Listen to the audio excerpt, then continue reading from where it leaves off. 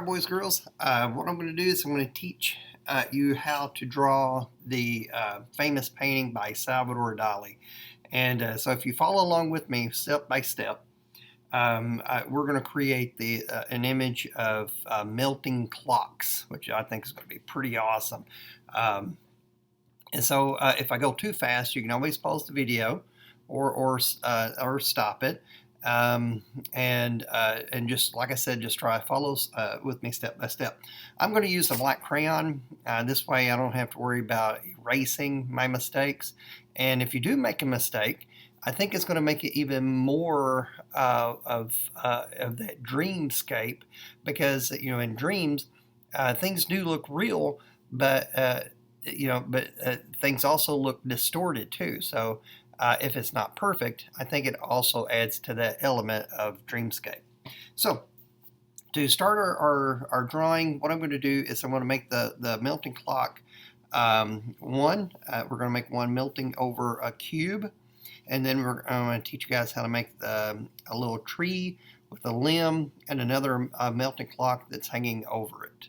So to start our drawing, I'm going to use my crayon and I'm going to make a capital C.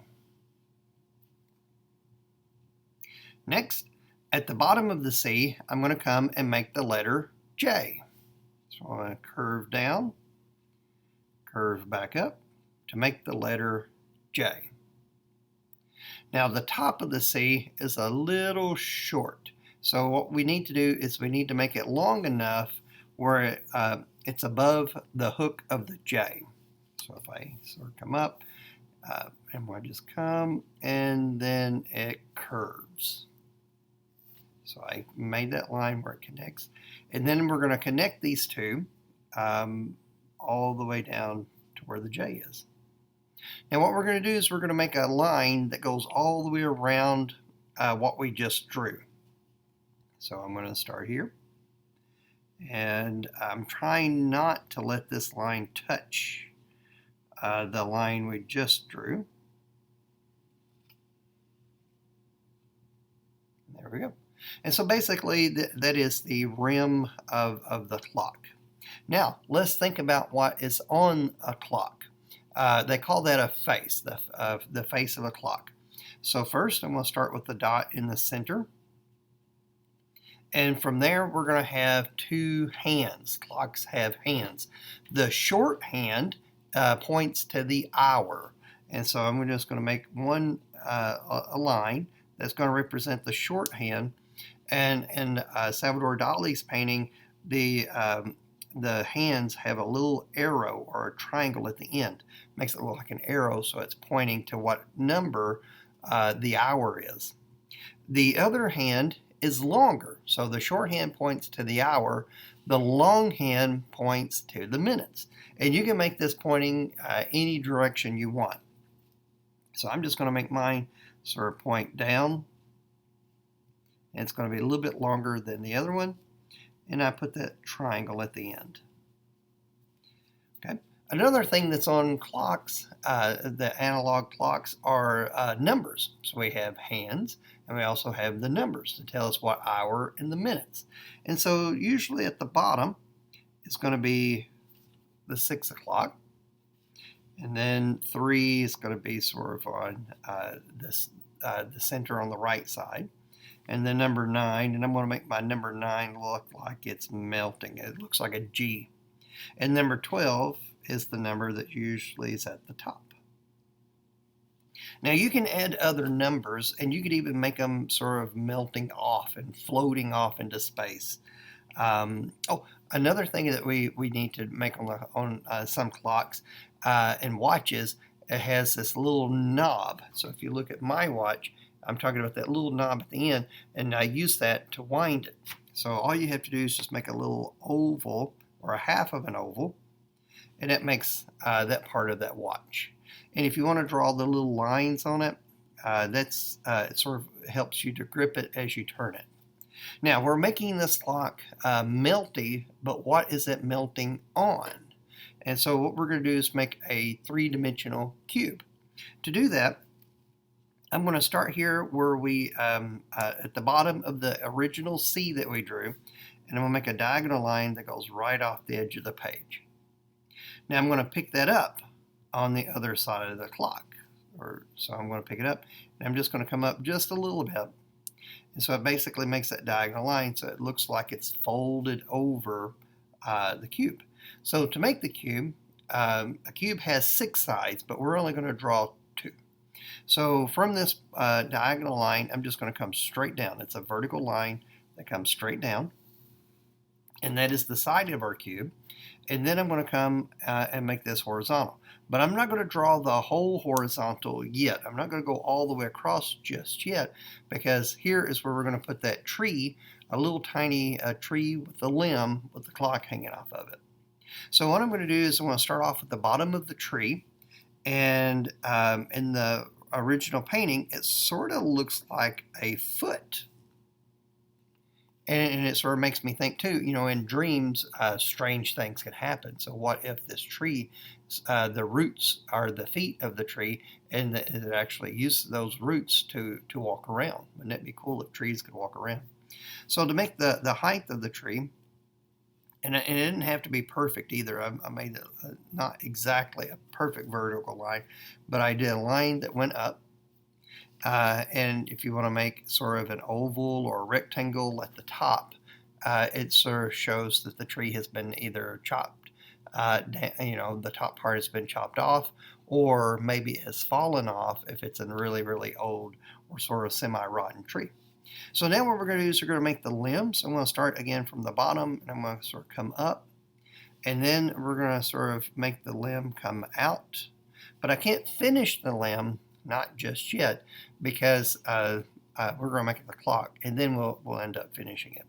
So coming from the top, I'm going to come down a little until where we meet the top of the branch, and then I'm going to make, I'm just sort of going to make another little branch go up and come back, and then I'm going to continue this longer one, but I'm going to have to stop, because again, we don't know how long we want to make it until we make our second clock. So to make the second clock, I think of a candy cane. If a candy cane sort of curves up, and then it curves down, and then it goes to a J. Okay, so it's a little candy cane that has a little curve here, comes down, and then we're going to give it a slight curve there. Let's keep going. Let's bring that line all the way up, and it's taller than the other candy cane, and we just give it another curve just like the other candy cane. So when I draw this melting clock, I think of a candy cane that goes down, curves up, and then it sort of crooks over like a candy cane, the second one. But it's a little higher. So now what we're going to do is what we did on this clock is make it a double line where we repeat this step, but I call that sort of a double line. So I'm going to start up here where I started the other candy cane, and I'm going to come up, over, around, and back up. And this time I'm going to sort of connect it at the end. And so notice that we have a little gap in between our two thick candy canes now. And so to complete that gap, all you got to do is just draw a little line, and that sort of connects it. Now we can finish our branch. So this branch that goes behind the clock, I'm going to pick it up. And it don't have to be very long, and you can make it however you want. Now, if this looks like a pancake, where our clocks are usually solid, but it's melting and reminds me of these pancakes, we need to make the backside of the clock. So to continue this candy cane part, I'm going to come down and make the letter J. And that is the back of the clock. And don't forget to put the little the knob on it so that we can actually wind it up. And again, if you want to put the little stripes on, it sort of shows how you can, it helps to grip as you turn it. So now we put the dot on the center of your clock, wherever you want that center to be. We can make a shorthand and put a little arrow on it. And then I can also make the long hand, and mine's going to come just directly off the clock. Again, if you want to make the numbers, you can make, I'm going to put the 6 at the bottom. It's hard to do this with a really thick crayon, but there's my 3. And again, you may not have all of the numbers. And the numbers could be floating off the page. They could be melting off the clock. All right, now I'm going to come back and finish my cube. I just finished that horizontal line. Now, in the bottom left-hand corner of Salvador Dali's painting, there is a pocket watch. And it's easy to draw because it's nothing but an oval. And we put the little winding knob on it. But what's really strange is he's got ants crawling all over this little watch. And so to make a little ant, I'm going to do a dot for the head, a little bit bigger dot for the body, and sort of an oval dot for it'd be the head, the thorax, and that's called the abdomen. And then ants are insects. That means they have 6 legs. So I'm just going to draw these little legs. 1, 2, 3, 4, 5, 6. And there you go. And if you want to give them little tiny antennas, you can. But my crayon's awfully thick. I may have switched to a pencil to give them antennas. So, you can just draw 1 or you can draw 2. And it'd be funny, what are the ants doing? I'm sort of curious why they're on this little clock or watch. I don't think ants could really tell time, but maybe they can. It's a dream. You can make it up.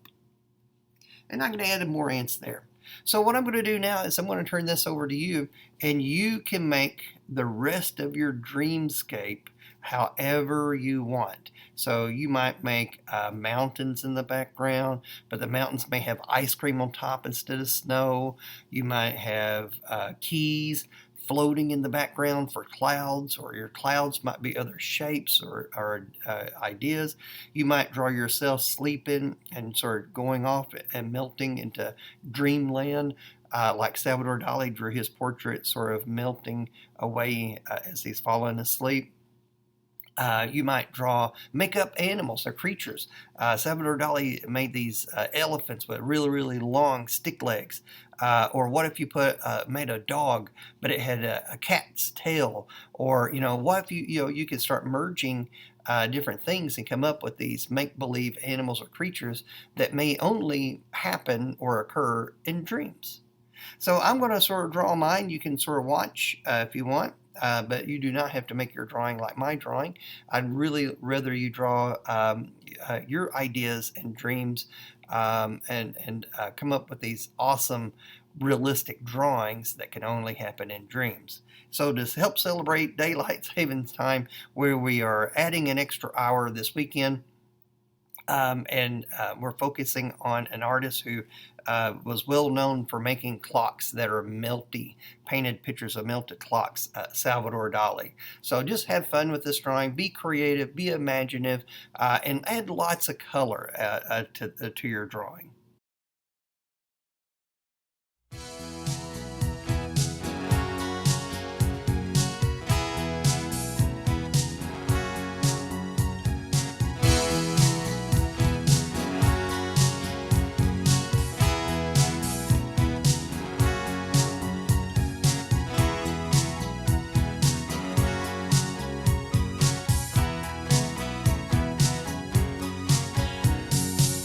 Oh, Mr. Dali, your clocks look like fried eggs. Why do your elephants have chicken legs? Your big mustache goes from ear to ear, and things are never quite as they appear. Are you serious?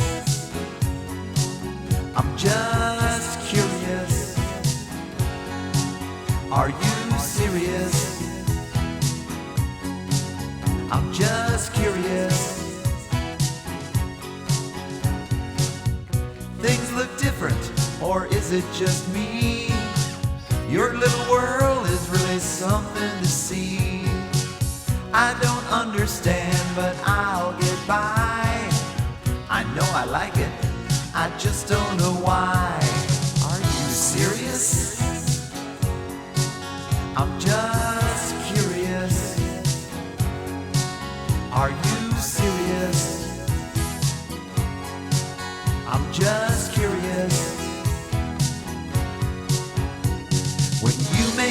pictures when you make your art. Such strange ideas, where do you start? So Mr. Dali, I don't hear a sound. I'm looking for answers, there's none to be found.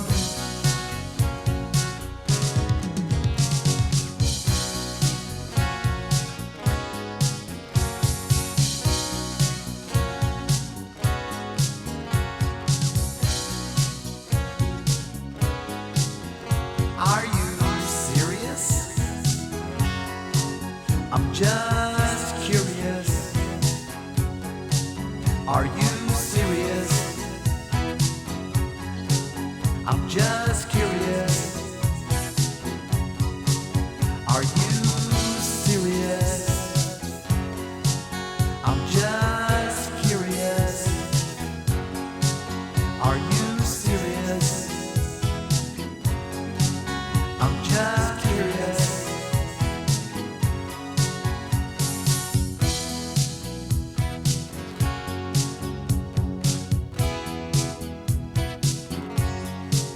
Are you serious?